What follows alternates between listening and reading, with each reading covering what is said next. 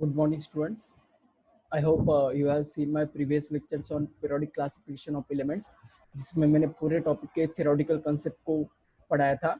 अब इस लेक्चर में हम एक्सरसाइज डिस्कस करने वाले हैं related to the periodic classification of elements. Okay, तो अगर आप देखते हो तो ये जो एक्सरसाइज दिया है पीरियोडिक क्लासिफिकेशन ऑफ एलिमेंट्स का, तो इसमें मोस्टली ऑब्जेक्टिव टाइप के क्वेश्चंस है जिन्हें आज हम देखने वाले हैं. ओके, तो जस्ट एक टॉपिक को रिवाइज करते हैं इस कि आपको अगर ये एक्सरसाइज सॉल्व करना है तो कितने कंटेंट इस टॉपिक के क्लियर होना जरूरी है, उसका एक जस्ट ओवरव्यू लेते हैं और एक्सरसाइज को स्टार्ट करते हैं. तो इस टॉपिक के सिर्फ 4 ही पॉइंट से आपको जो याद रखना है: Dobereiner's triad, Newlands law of octave, Mendeleev's periodic table and modern periodic table. तो ये 4 बिट अगर आपको आते हैं तो आपको डेफिनेटली इस टॉपिक के एक्सरसाइज के हर एक क्वेश्चन को अच्छे से सॉल्व करते आ जाएगा. ओके, तो डोबेराइनस ट्रायड ने क्या बताया था हमें? साइंटिस्ट डोबेराइनर ने क्या किया था 1817 में? जितने भी एलिमेंट्स नोन थे उस समय, उन सभी एलिमेंट्स को अच्छे से स्टडी किया और increasing order of atomic number में उन्हें अरेंज किया. और ये करते हुए उसने क्या किया? 3 एलिमेंट्स का एक ग्रुप फॉर्म किया जिसे हम ट्रायड्स कहते हैं. और इस ट्रायड में सभी एलिमेंट्स को increasing order of atomic masses में अरेंज किया. और उसने हमें शो करके बताया कि जो फर्स्ट और लास्ट एलिमेंट है उस एलिमेंट के एटॉमिक मास का अगर हम एवरेज लेते हैं तो वो near by equal to the middle element आ जाता है. ओके, तो इसके एग्जांपल भी मैंने आपको बताए थे. उसके बाद ये जो क्लासिफिकेशन था ये कुछ ही एलिमेंट्स को क्लासिफाई कर सका. उस जमाने में जितने भी एलिमेंट्स नोन थे सभी एलिमेंट्स को क्लासिफाई नहीं कर सका. ओके, और जो नए एलिमेंट्स इन्वेंट हो रहे थे उनको कहाँ पर प्लेस करना, और वो ट्राइड के रूल को फॉलो ही नहीं करते थे, इस कारण हमने ये क्लासिफिकेशन को रिजेक्ट कर दिया. फिर नेक्स्ट क्लासिफिकेशन आ गया जो साइंटिस्ट न्यूलैंड ने हमें बताया था. साइंटिस्ट न्यूलैंड ने क्या किया? सभी एलिमेंट्स को increasing order of atomic masses में ही अरेंज कर दिया, लेकिन कुछ अलग वे से. जो वे डोबेराइनर साइंटिस्ट ने अप्लाई किया था उससे थोड़े अलग वे से किया. ओके, उसने भी सभी एलिमेंट्स को स्टडी किया और स्टडी करने के बाद increasing order of atomic masses में सभी एलिमेंट्स को अरेंज कर दिया. ओके, और उसने ये शो करके बताया हमें कि हर एक फर्स्ट एलिमेंट उससे आने वाला जो एट्थ एलिमेंट है उसके साथ प्रॉपर्टी सिमिलर शो करता है. ओके, लाइक दैट हमारे जो म्यूजिक के ऑक्टेव्स होते हैं उसमें भी फर्स्ट और लास्ट जो ऑक्टेव होता है वो सिमिलर होता है. इस कारण उसने कंपेयर किया इस एलिमेंट के प्रॉपर्टीज को म्यूजिक के ऑक्टेव्स के साथ.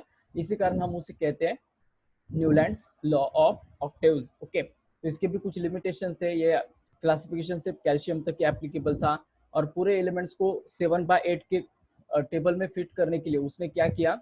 कुछ कुछ एलिमेंट्स को एक ही जगह पर रखा, दो दो एलिमेंट्स को, जैसे कोबाल्ट और निकेल को. तो ये ड्रॉबैक्स थे न्यूलैंड्स लॉ ऑफ ऑक्टेव्स के. फिर इसे ओवरकम किस साइंटिस्ट ने किया? मेंडेलियस साइंटिस्ट ने. तो मेंडेलियस पीरियोडिक टेबल हम कहते हैं. मेंडेलियस पीरियोडिक टेबल एक बेसिक पीरियोडिक टेबल है जिसने मॉडर्न पीरियोडिक टेबल बनाने के लिए एक बेस फॉर्म किया. ओके, तो मेंडेलियस पीरियोडिक टेबल मतलब साइंटिस्ट मेंडेलियस ने जब अपना क्लासिफिकेशन बताया तो at the time 63 elements known थे. उन सभी एलिमेंट्स को उसने एक प्रॉपर्टीज और एक लॉ के अकॉर्डिंग क्लासिफाई किया और वो लॉ था मेंडेलियस पीरियोडिक लॉ. ये मेंडेलियस पीरियोडिक लॉ क्या कहता है हमें? Properties of the elements are periodic function of their atomic masses. So this is the law is called as Mendeleev's periodic law. According to this law, he classified all the elements were known at that time. Okay. इसके बाद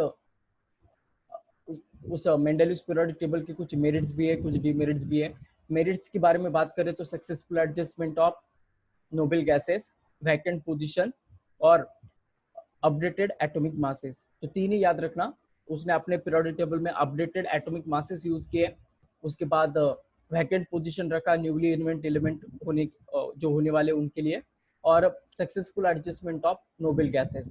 without disturbing actual modern Mendeleev's periodic table we can easily adjust the zero group element or inert gases in a Mendeleev's periodic table. Okay, इसके बाद last beat आता है Henry Mosle scientist ने बताया हुआ modern periodic table, जो सबसे important है. उसका नाम exactly long form of modern periodic table है. हेनरी मोसले ये पहला साइंटिस्ट था जिन्होंने हमें एटॉमिक नंबर क्या होता है वो बताया और उसने एटॉमिक नंबर के अकॉर्डिंग सभी एलिमेंट्स को क्लासिफाई कर दिया. 19th सेंचुरी के स्टार्ट में मॉडर्न फिजिक्स डेवलप हुआ और इसके अकॉर्डिंग फिर हमें एटम के सब पार्टिकल्स के बारे में पता चला. इलेक्ट्रॉन क्या होता है, प्रोटॉन क्या होता है. ओके, फिर इस प्रोटॉन के और इलेक्ट्रॉन के नंबर को साइंटिस्ट हेनरी मोसले ने एक नाम दिया जिसे हम एटॉमिक नंबर कहते हैं. और ये एटॉमिक नंबर ही है जो एलिमेंट्स को क्लासिफाई करने में हमारा हेल्प करेगा, ऐसा उसने बताया अपने लॉज में, और वो लॉ था मॉडर्न पीरियोडिक लॉ। ओके, और ये मॉडर्न पीरियोडिक लॉ क्या कहता है हमें, देखो अब, properties of the elements are periodic function of their atomic number. So this is the modern periodic law. According to this, he classified all the elements were known at that time. Okay, तो उसने सभी elements को horizontal rows और vertical columns called as groups इसमें classify किया. There are 7 periods and horizontal rows are called as periods and vertical columns are called as groups. सभी elements को उसने ग्रुप्स में और पीरियड्स में क्लासिफाई किया. There are 7 periods and 18 groups in a modern periodic table. There are 4 blocks, S block, P block, D block and A block in modern periodic table. Okay, सभी का position मैंने आपको बताया था लास्ट लेक्चर से. उसके बाद सभी एलिमेंट्स के अलग अलग नाम भी मैंने आपको बताए थे, और उसमें सबसे इंपॉर्टेंट 3 कैरेक्टरिस्टिक बताए थे मैंने मॉडर्न पीरियोडिक टेबल के, जो हमें एक्सरसाइज सॉल्व करते वक्त आज लगने वाला है. बहुत इंपॉर्टेंट बीट है वो. क्या क्या 3 कैरेक्टरिस्टिक थे? पहला था वैलेंसी. अगर हम टॉप टू बॉटम जाते हैं तो वैलेंसी रिमेन्स अनचेंज. वैलेंसी कम भी नहीं होता है और ज्यादा भी नहीं होता है, सेम रहता है, क्योंकि वैलेंस इलेक्ट्रॉन सेम होते हैं पर्टिकुलर ग्रुप में. इस कारण टॉप टू बॉटम जाते वक्त number of valence electron same रहने वाले. उसके बाद लेफ्ट टू राइट अगर हम जाते हैं तो एट फर्स्ट वैलेंसी इंक्रीज होगा और देन आफ्टर डिक्रीज हो जाएगा.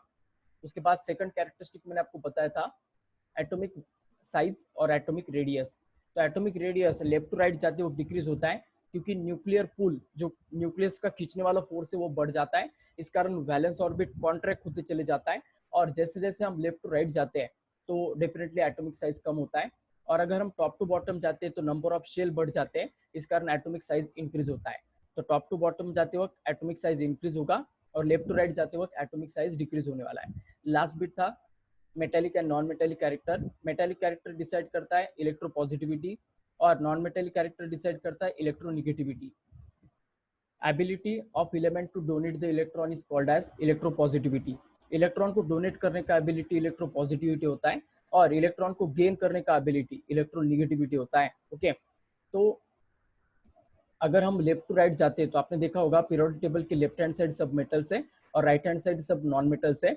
If we go left to right in a modern periodic table, then metallic character decreases, but non-metallic character get increases. Okay, तो like that, अगर हम टॉप टू बॉटम जाते हैं तो मेटेलिक कैरेक्टर इंक्रीज होने वाला है, ability to donate electron increase होते चले जाता है. और अगर हम टॉप टू बॉटम जाते हैं तो नॉन मेटेलिक कैरेक्टर डिक्रीज होता है. So this is the concept related to the characteristics of modern periodic table. तो अभी हम इस चैप्टर के एक्सरसाइज की ओर जाते हैं. जितने भी क्वेश्चन है उनमें से जितने हो सके उतने क्वेश्चन हम आज के लेक्चर में लेने की कोशिश करते हैं. ओके, सो सीयर ये रहेगा इस टॉपिक का एक्सरसाइज. ओके, तो एक्सरसाइज में देखो पहला आपको जो बीट दिया है वो बीट है मैच द पेयर. तो देखो अब सबसे पहले ट्रायड दिया है, तो ट्रायड मतलब क्या होगा, देखो अब average of the first and the third atomic mass. Okay, तो पहले का पेयर सी के साथ होगा, और ये किस साइंटिस्ट ने बताया हमें, डोबेराइनर ने. तो डोबेराइनर रहेगा इसका आंसर. उसके बाद ऑक्टेव्स. तो ऑक्टेव्स मतलब क्या होगा, properties of the eighth element similar to the first. Okay, और ऑक्टेव्स के बारे में किसे हमें बताया, न्यूलैंड ने. तो इसका आंसर न्यूलैंड रहेगा. उसके बाद एटॉमिक नंबर मतलब क्या होता है, एटॉमिक नंबर मतलब positive charge on the nucleus रहेगा. ओके, और ये किस साइंटिस्ट ने बताया हमें, हेनरी मोसले ने. इस वजह से मोसले आएगा इसका आंसर. इसके बाद अब पीरियड. तो पीरियड मतलब क्या रहता है, sequential change in molecular formula, और इसके बारे में हमें साइंटिस्ट मेंडेलिव ने बताया, याद रखिएगा. ओके, उसके बाद न्यूक्लियस है. न्यूक्लियस मतलब concentrated mass and positive charge होता है. ओके, और इसके बारे में हमें किसने बताया, रुदरफोर्ड ने. ये आपको 9th स्टैंडर्ड में हुआ है. उसके बाद इलेक्ट्रॉन. तो electron is the lightest and negatively charge particle in all the atoms. Okay, and इसके बारे में हमें किसने बताया, जे थॉमसन ने. इलेक्ट्रॉन का डिस्कवरी जे थॉमसन ने हमें बताया. तो ये मैच द पेयर रहेगा पहले क्वेश्चन का आंसर. अब दूसरा क्वेश्चन एमसीक्यू टाइप का है. The number of electrons in the outermost shell of alkali metals is. तो अल्कली मेटल्स फर्स्ट ग्रुप में रहते हैं, तो फर्स्ट ग्रुप के एलिमेंट्स के लास्ट ऑर्बिट में एक ही इलेक्ट्रॉन प्रेजेंट रहता है, इस कारण उनका वैलेंसी कितना आएगा, 1. ओके, तो ये रहेगा बिट. अब दूसरा है alkaline earth metals have valency 2. This means that their position in the modern periodic table is in group second. Okay, last orbit में अगर 2 इलेक्ट्रॉन है तो उनका वैलेंसी 2 है, और वैलेंसी 2 होने के कारण वो कौन से ग्रुप में रहने वाले हैं, ग्रुप 2 में। ओके, तो ये रहेगा concept related to the modern periodic table. Okay, इसके बाद देखो आप नेक्स्ट क्वेश्चन दिया है, क्वेश्चन नंबर सी। ठीक है, तो क्वेश्चन नंबर सी की ओर जाते हैं हम। क्या दिया है देखो अब, molecular formula of chloride of an element X is HCl. This compound is a solid having high melting point.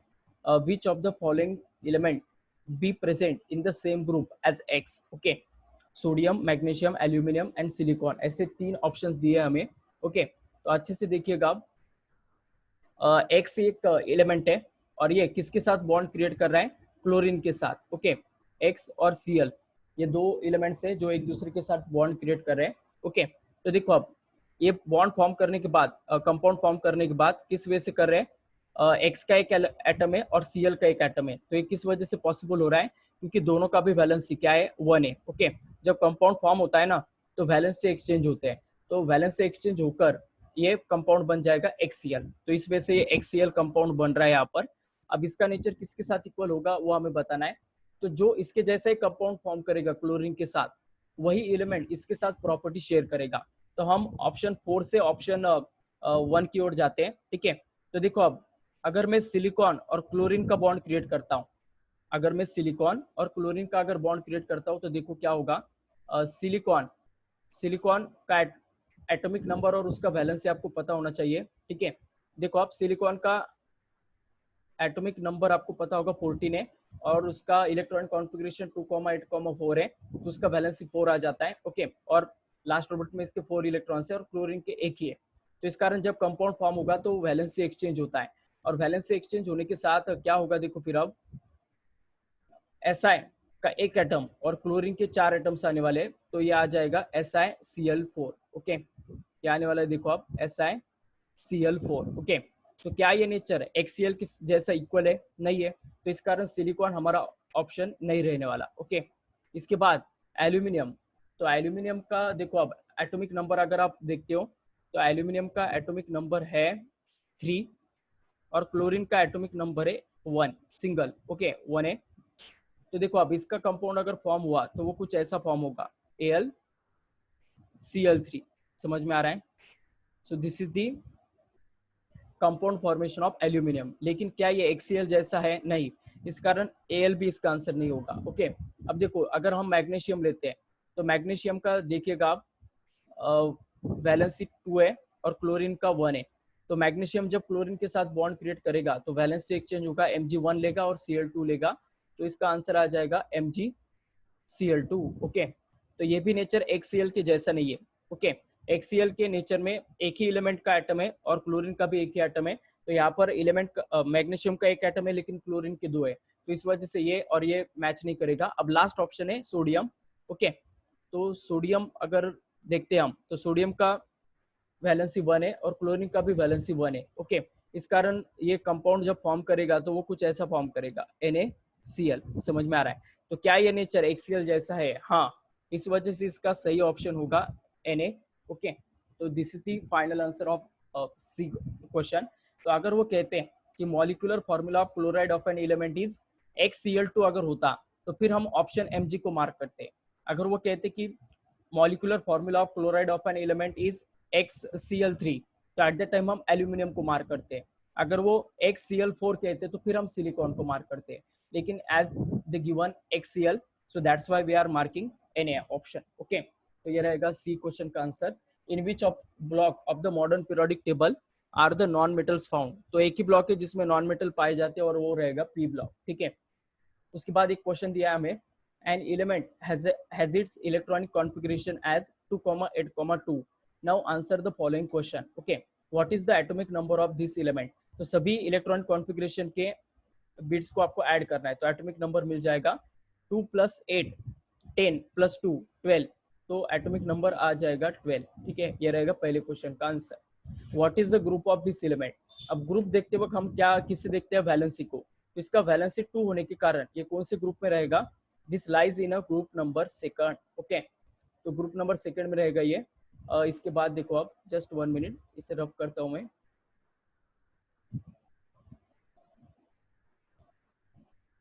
Okay तो सीयर, इसके बाद नेक्स्ट दिया है उसका पीरियड देखना है हमें। Okay what is the period of this element. तो देखो अब इसके इलेक्ट्रॉनिक कॉन्फ़िगरेशन में 3 शेल्स आ रहे, के, एल और एम। तो 3 शेल्स और 3 ऑर्बिट्स होने के कारण ये किस पीरियड से बिलोंग करेगा, थर्ड पीरियड से। ओके अगर इसके 2 ही शेल होते जैसे 2,1 2,2 ऐसा अगर इलेक्ट्रॉनिक कॉन्फ़िगरेशन होता तो फिर हम ग्रुप पीरियड 2 कहते हैं, लेकिन यहाँ पर 3 शेल से इलेक्ट्रॉनिक कॉन्फ़िगरेशन में, इस कारण हम पीरियड नंबर 3 कहने वाले। नेक्स्ट है which of the following element would this element resemble. ये एलिमेंट किसके साथ रिजेंबल करेगा। तो 2 एलिमेंट तभी रिजेंबल करते हैं जब उनका वैलेंसी सेम होता है। तो इनमें से किसका वैलेंसी 2 होगा, वो इस गिवन एलिमेंट के साथ अपने प्रॉपर्टी शेयर करेगा। तो देखो अब नाइट्रोजन 2,5 इसका इलेक्ट्रॉन कॉन्फ़िगरेशन है, तो इसका वैलेंसी 2 तो नहीं रहने वाला। बेरिलियम 2,2 है, तो इसका वैलेंसी 2 है, तो ये रिजेंबल होगा किसके साथ, इस गिवन एलिमेंट के साथ। आर्गोन का तो वैलेंसी 0 होता है, ये नहीं करेगा। क्लोरीन का 1 होता है, ये भी नहीं करेगा। तो इसका राइट ऑप्शन रहेगा बेरिलियम। ओके सो इस वजह से हमारा थर्ड क्वेश्चन भी हो गया। ओके अब हम फोर्थ क्वेश्चन की ओर जाते हैं। ओके फोर्थ क्वेश्चन सबसे इंपॉर्टेंट है इस टॉपिक का, याद रखिएगा। बहुत कॉन्सेप्चुअल क्वेश्चन है वो, और जो मैंने प्रॉपर्टीज बताए थे आपको, वैलेंसी, उसके बाद एटॉमिक साइज, उसके बाद मेटेलिक नॉन मेटेलिक कैरेक्टर, तो उसके ऊपर वो डिपेंडेंट है। और मैंने तब वो पढ़ाते वक्त आपको बताया भी था कि इसके ऊपर जितने चाहे उतने एमसीक्यूज हम बना सकते हैं। तो ये वही बीट है, बहुत सारे आपको वहाँ पर ऑब्जेक्टिव टाइप के क्वेश्चन दिए। तो क्वेश्चन नंबर 4 की ओर जाते हैं हम। याद रखिएगा, इसे पढ़ने से पहले, ये क्वेश्चन के आंसर देखने से पहले आपको पीरियोडिक टेबल पूरा एक बार रीड करना पड़ेगा। मॉडर्न पीरियोडिक टेबल का जो भी कंसेप्ट है वो रीड करना पड़ेगा, और जब समझ में आ जाए तभी आपको ऐसे क्वेश्चन के सवाल के जवाब आपको देते आएगा। ओके तो याद रखिएगा। तो जाते हैं हम अब नेक्स्ट क्वेश्चन की ओर।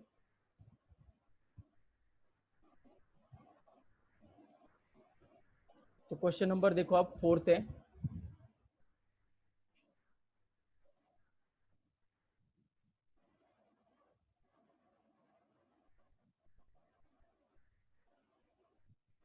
ओके तो सी है, ये क्वेश्चन नंबर 4 है। इसमें हमें अब ऑब्जेक्टिव टाइप के क्वेश्चन है, और जो एलिमेंट्स दिए उसी के अकॉर्डिंग हमें क्या करना है, आंसर्स बताना है कि गिवन क्वेश्चन का आंसर क्या आएगा। ओके तो फर्स्ट क्वेश्चन देखो अब क्या दिया है। इसके लिए ना आप ये क्वेश्चन का जवाब में जब देने वाला हो तो एट द टाइम आपको अपना बुक हाथ में रखना है, और आपके सामने पीरियोडिक टेबल होना चाहिए, तभी आपको ये जो मैं आंसर बता रहा हूँ वो अच्छे से समझ में आ जाएगा। तो ये पढ़ाते वक्त मतलब ये आप वीडियो देखते समय अपने हाथ में जरूर मॉडर्न पीरियोडिक टेबल रखिएगा, और जो पोजीशन में बता रहा हूँ एलिमेंट्स का उसे वहां पर मार्क कीजिएगा, तभी आपको मैं जो आंसर बता रहा हूँ वो समझ में आ जाएगा। अब पहला क्वेश्चन क्या दिया है देखो, अब lithium, silicon, helium, sodium and phosphorus, which of this element belong to period 3। तो पीरियड 3 में जो बिलोंग करने वाले एलिमेंट्स है उनके इलेक्ट्रॉनिक कॉन्फ़िगरेशन में कितने शेल्स होते हैं, 3 शेल्स होते हैं। ओके तो देखो अब लिथियम का इलेक्ट्रॉन कॉन्फ़िगरेशन 2,1 है, तो इसमें 2 ही शेल है, तो ये नहीं रहेगा। सिलिकॉन के 2,8,4 है, तो इसके 3 शेल है, तो ये रहेगा। हेलियम के 2 ही है, एक ही शेल है, तो ये तो बिल्कुल भी नहीं रहेगा। सोडियम रह सकता है 2,8,1, इसके 3 शेल्स है, इस कारण ये रहेगा। फॉस्फोरस भी रहेगा 2,8,5, तो फॉस्फोरस, सोडियम और सिलिकॉन, तो ये रहेगा इस क्वेश्चन का आंसर। नेक्स्ट है hydrogen, nitrogen, calcium, sulphur, beryllium and argon, which of this element belong to the second group. Second group में रहने वाले एलिमेंट्स में क्या स्पेशलिटी होता है कि उनका वैलेंसी 2 होता है। तो इनमें से सभी का वैलेंसी निकालिएगा, और जिसका वैलेंसी 2 रहेगा वो सेकंड ग्रुप से बिलोंग करेगा। तो इसमें देखो आप, हाइड्रोजन का वैलेंसी तो 1 है, ये तो नहीं रहेगा। नाइट्रोजन भी नहीं रहेगा, इसका वैलेंसी 3 है। कैल्शियम रह सकता है, इसका इलेक्ट्रॉन कॉन्फ़िगरेशन 2,8,2 है, इस कारण डेफिनेटली ये रह सकता है। सल्फर नहीं रहेगा। बेरिलियम रह सकता है 2,2 है, इस कारण ये भी आंसर रहेगा, और आर्गोन नहीं रहेगा। तो बेरिलियम और कैल्शियम ये रहेगा इस क्वेश्चन का सही answer. Okay question number B का। अब फोर्थ के सी की ओर जाते हैं हम। Nitrogen, carbon, oxygen, boron, aluminium, which is the most electronegative element among this. तो आपको ये क्वेश्चन का जवाब मैं जो दे रहा हूँ, ये आपको सभी जो एलिमेंट्स दिए गए ये मार्क कीजिएगा आप अपने पीरियोडिक टेबल में। पीरियोडिक टेबल में पेंसिल से मार्क कीजिएगा और देखिएगा मैं क्या बता रहा हूँ। ओके तो आपको समझ में आ जाएगा कि नाइट्रोजन, कार्बन, ऑक्सीजन, बोरॉन एक ही पीरियड में, लेकिन एल्यूमिनियम उससे नीचे वाले पीरियड में बिलोंग करेगा। Okay which is the most electronegative का है, तो इलेक्ट्रोनेगेटिव एलिमेंट कौन सा होता है, जो सबसे राइट में हो और सबसे ऊपर हो, क्योंकि इलेक्ट्रोनेगेटिविटी लेफ्ट टू राइट जाते वक्त इंक्रीज होता है और टॉप टू बॉटम जाते वक्त डिक्रीज होता है। तो जो एलिमेंट इनमें से सबसे राइट में और सबसे ऊपर है वो रहेगा मोस्ट इलेक्ट्रोनेगेटिव। तो आपको जरूर दिखेगा इनके इन सभी एलिमेंट्स के कंपैरिजन में ऑक्सीजन सबसे राइट में है और सबसे ऊपर है। इस कारण इस क्वेश्चन का सही जवाब होगा oxygen. Like that question number D देखो अब, बेरिलियम, कार्बन, ऑक्सीजन, बोरॉन और aluminium, which is the most electropositive element among this. Okay, तो इनमें से सबसे इलेक्ट्रोपॉजिटिव कौन है वो देखना है। तो आप ऑब्जर्व करो ये सभी एलिमेंट्स को पीरियोडिक टेबल में, बेरिलियम हो गया, कार्बन हो गया, ऑक्सीजन हो गया और बोरॉन हो गया, ये पीरियड 2 में बिलोंग करने वाले, और एल्यूमिनियम अकेला पीरियड 3 में बिलोंग करता है। तो पीरियड 3 के एलिमेंट मतलब नीचे वाले जो एलिमेंट है वो ज्यादा इलेक्ट्रोपॉजिटिव होते हैं एज कम्पेयर टू ऊपर वाले एलिमेंट से। तो इस कारण इस क्वेश्चन का सही जवाब होगा एल्यूमिनियम। ओके, क्योंकि एल्यूमिनियम सबसे नीचे है इन सभी एलिमेंट्स में से, तो वो सबसे ज्यादा इलेक्ट्रोपॉजिटिव रहेगा। ओके, क्वेश्चन नंबर ई की ओर जाते हैं हम। ओके, क्वेश्चन नंबर ई क्या दिया है देखो अब, sodium, phosphorus, chlorine, silicon. Okay, इसे रब करता हूं मैं अब। ओके, क्वेश्चन नंबर ई देखिएगा अब,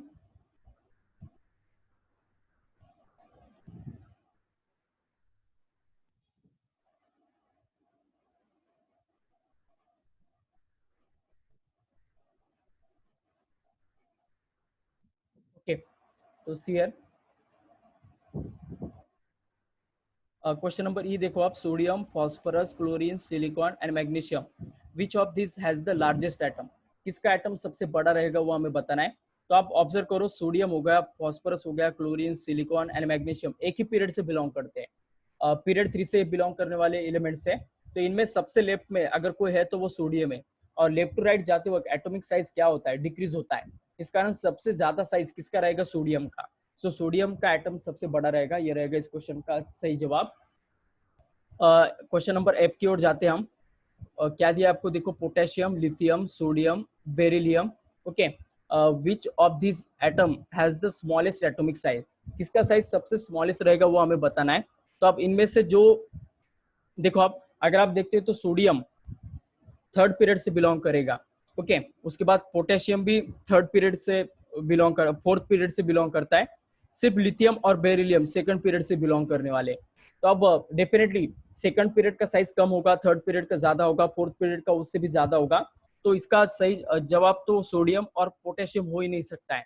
तो दो ही अब एलिमेंट्स के बीच में कॉम्पिटिशन है, और वो रहेगा लिथियम और बेरिलियम। ओके, तो लिथियम और बेरिलियम में से देखो आप, लिथियम लेफ्ट हैंड साइड है तो उसका साइज कम रहेगा, और बेरिलियम का उससे हमें क्या बताना है देखो आप, स्मॉलेस्ट साइज बताना है। तो इसका डेफिनेटली आंसर लिथियम रहेगा, क्योंकि बेरिलियम और लिथियम के कंपैरिजन में लिथियम लेफ्ट हैंड साइड है, तो डेफिनेटली इसका साइज सबसे कम रहेगा।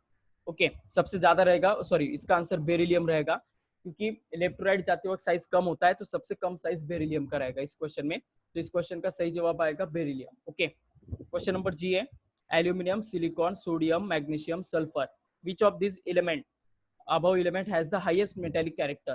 तो हाईएस्ट मेटेलिक कैरेक्टर देखो, अब metallic character top to bottom जाते वक्त इंक्रीज होता है और लेफ्ट टू राइट जाते वक्त डिक्रीज होता है। ओके, तो सबसे लेफ्ट में और सबसे नीचे जो एलिमेंट है इनमें से वो रहेगा हमारा मोस्ट इलेक्ट्रोपॉजिटिव। तो सभी एलिमेंट एक ही पीरियड से बिलोंग करते हैं, सोडियम हो गया, silicon, aluminium, sodium, magnesium and sulphur. तो आप पीरियोडिक टेबल में मार्क कीजिएगा इन एलिमेंट्स को, तो आपको ये समझ में आ जाएगा कि सभी के सभी एलिमेंट्स क्या है, एक ही पीरियड से बिलोंग करते हैं, लेकिन उनमें से सबसे लेफ्ट में सोडियम है, इस कारण ये सबसे इलेक्ट्रो पॉजिटिव रहेगा, सबसे ज्यादा इलेक्ट्रो पॉजिटिव रहेगा। ओके, ये रहेगा क्वेश्चन नंबर जी का आंसर।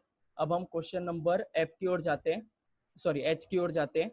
लास्ट क्वेश्चन ये फोर्थ क्वेश्चन का, carbon, lithium, fluorine, nitrogen and oxygen, which of the above element has the highest non metallic character, सबसे ज्यादा नॉन मेटेलिक कैरेक्टर किसका रहेगा वो बताना है। तो जो एलिमेंट सबसे राइट में और जो एलिमेंट सबसे ऊपर है वो ज्यादा से ज्यादा कह सकते हैं हम कि इलेक्ट्रोनिगेटिव रहेगा, और सबसे ज्यादा इलेक्ट्रोनिगेटिव एलिमेंट सभी एलिमेंट्स में से फ्लोरीन है। तो इस कारण इस क्वेश्चन का सही जवाब होगा फ्लोरीन। ओके, तो ये रहेगा final answer. Okay, question number 4 का आंसर हो गया हमारा, जो सबसे इंपॉर्टेंट था। अगर इनमें से जरूर आपको अगर एक आधा क्वेश्चन नहीं आता है तो वो इसी वजह से नहीं आएगा, क्योंकि आप पीरियोडिक टेबल हाथ में लीजिएगा और जो मैं कह रहा हूँ वो देखिएगा, आपको जरूर समझ में आ जाएगा कि इसका आंसर ऐसा क्यों है। इसके लिए जो 3 कैरेक्टरिस्टिक मैंने पढ़ाए थे आपको पीरियोडिक टेबल के, वैलेंसी, एटॉमिक साइज और मेटेलिक और नॉन मेटेलिक कैरेक्टर, तो ये बिट आपको क्लियर होना बहुत जरूरी है, ठीक है। तो अब next question number 5, which right the name and symbol of the element from the description. तो नीचे दिए गए डिस्क्रिप्शन से हमें नेम और सिंबल लिखना है। The atom having the smallest size, तो इसका आंसर हीलियम होगा। हीलियम सबसे कह सकते हैं हम राइट में आता है, इस वजह से लेफ्ट टू राइट जाते वक्त साइज डिक्रीज होता है और वो फर्स्ट पीरियड में होने के कारण इसका आंसर हीलियम रहेगा। The atom having the smallest atomic mass, सबसे स्मॉलेस्ट एटॉमिक मास रहने वाला हाइड्रोजन रहेगा क्योंकि इसका एटॉमिक नंबर कम है। उसके बाद नेक्स्ट है द मोस्ट इलेक्ट्रोनेगेटिव एटम, तो इसका आंसर फ्लोरीन रहेगा, अभी मैंने बताया था आपको। The noble gas with the smallest atomic radius, तो सभी एलिमेंट्स में से सबसे स्मॉलेस्ट एटॉमिक रेडियस रहने वाला नोबेल गैस हीलियम है, क्योंकि हीलियम सबसे कम एटॉमिक नंबर रहने वाला नोबेल गैस है, इस कारण उसका साइज भी कम रहेगा, ओके। और फर्स्ट पीरियड में वो सबसे लेफ्ट राइट में आता है, इस कारण उसका साइज सबसे कम है। उसके बाद the most reactive non metal, तो मोस्ट रिएक्टिव नॉन मेटल भी फ्लोरीन ही है, इस कारण इसका आंसर भी फ्लोरीन आएगा, ओके। तो क्वेश्चन नंबर 5 का आंसर हो गया हमारा। क्वेश्चन नंबर 6 की ओर जाते हैं हम। देखो अब क्वेश्चन नंबर 6 दिया है, थियोरेटिकल क्वेश्चन है, शॉर्ट आंसर टाइप क्वेश्चन कुछ दिया हमें।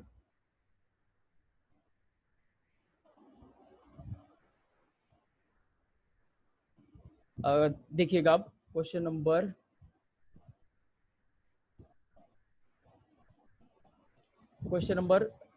6 में हमें सबसे पहले क्या दिया है, देखो अब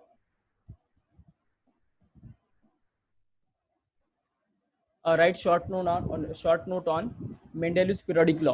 क्या आप बता सकते हो इसे? Properties of the elements are periodic function of their atomic masses, so this is the Mendeleev's periodic law, okay. और उसे अच्छे से एक्सप्लेन कीजिएगा। उसके बाद structure of modern periodic table, modern periodic table के बारे में जितने भी मैंने पॉइंट्स बताए थे आपको, वो सभी के सभी पॉइंट्स आपको अच्छे से लिखना है, ओके। एस ब्लॉक क्या होता है, डी ब्लॉक क्या होता है, कहाँ से कहाँ होता है, किस पीरियड का क्या पर्टिकुलर कंसेप्ट है, ये सब आपको इस सब बीट में बताना है।